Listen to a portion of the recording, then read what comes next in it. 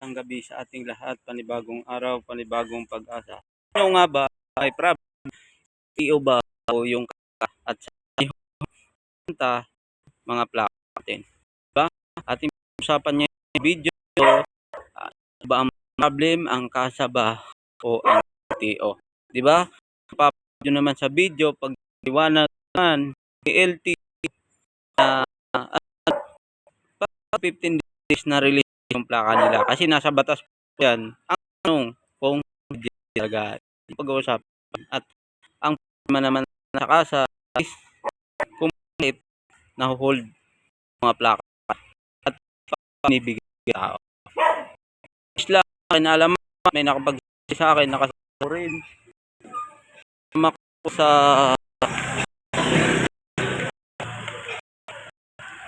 sama ko rin sa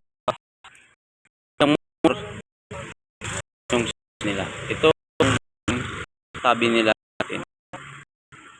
Para naman sa at mga LTO matapad ng ating batas, hindi na alam kung tama yung mga batas nila. Iba nalito. Tapos ang problema dito is gumagasto ng ibang bayan tao may sasakyan na pupunta ng o wala din na pala. At matanda na pupunta kayo yung wala pang plaka sa mayroon ng plaka saan na ba kasi pag doon sa nila may lumabas na doon na may plaka na ang tanong kung na yung plaka kapag search nyo mayroon na sa nila ibigay saka yung plaka nyo natin alam bakit inold ni klasan talaga inold ni sa sinabi kanya utang ng motor natin din talaga yung dahil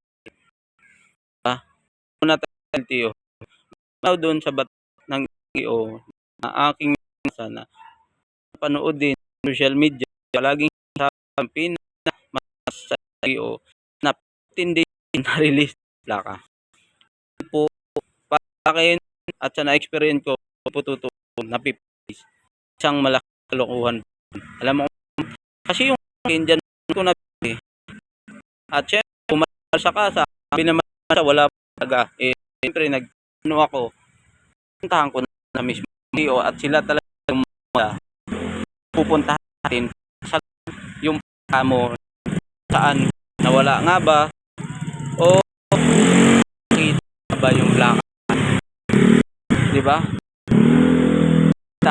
saan plaka nyo sa kasa o sa ito pinang experience wala pa kasa yung ayun wag na awayin mo na yung kasa kung alaman natin na natin alam ang LTO na yung plaka aig na pumunta agad LTO tama sinaw nyo kung na ba plaka nyo diba bakit pa binibigay ayun pupunta sa LTO ano yun gawan na rin kayo ng video para mas mapanang siyempre bago mag-video is hindi mo na kayo ng consent sa mismong LTO na kung papayag sila ng video pero mas wag ka sasalita pero mag papayag is dali diba hingi po tayo ng consent kasi karapatan po natin at may batas po na bawal po talaga tayo ngayon na mag-video ng mukha ng na i-upload din agad lang diba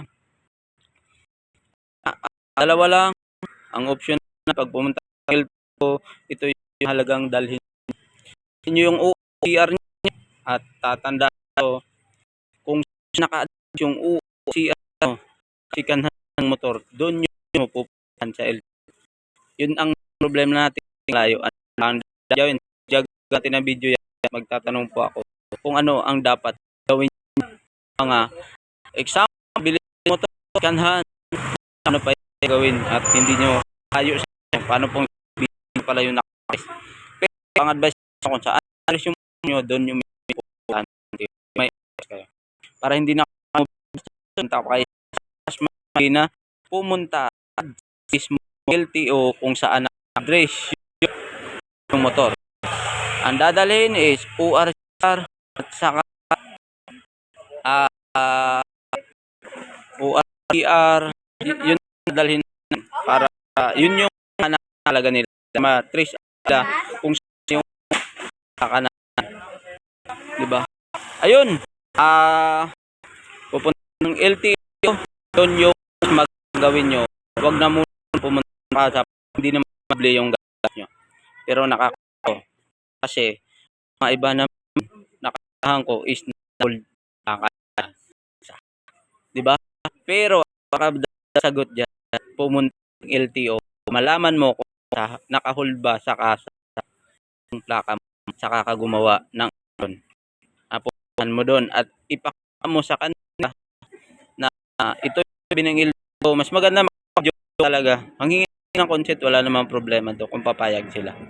Kung hindi eh, mas maganda na nyo na lang nagawang nangyari na tunay na pumunta ka ng na yung plaka mo sa kasa. Ma-release na nila yan. Ilang karapatan hold nila kasi sa September is maghigpit na talaga sila. Kasi August 1 na harap noon, yun yung naging problema, yung plaka na wala. Pinunta ko nung August na. Diba? Wala pong kasalanan kasa about sa aking motor. Ang LTO ang may kasalanan doon. At sa ayos nila yung batas nilang 15 days na dapat 15 days release na talaga yung plaka. Ayun. Kaya palagi ride share buhay katungan ilala ko dito no magkuha lang kayo para mas yung mga katanungan kayo. Pero wag kayo i-update kayo ng mga sa September talagang ano ayun guys mabalik kayo nakasubscribe subscribe dyan makuha kayong aral dito at matutunan ng vlog.